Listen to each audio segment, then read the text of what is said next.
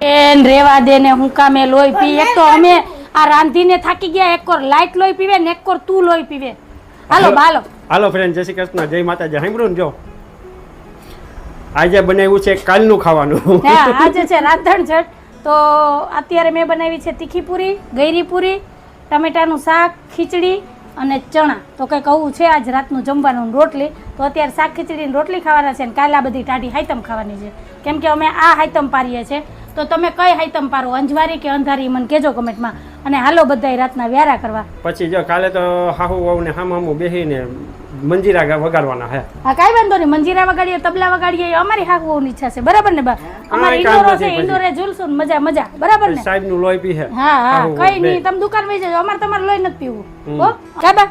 તો હારું હાલો, આ તો મારા નાનકડો વિડીયો જો ગમ્યો હોય તો વિડીયો લાઈક કરજો, શેર કરજો, સબસ્ક્રાઇબ કરજો અને કમેન્ટ કરીને જાજો. આવજો, જય ભોલેનાથ. હવે હાલો જમી લઈએ, હાલો મારો ચૂલો ઠારવો.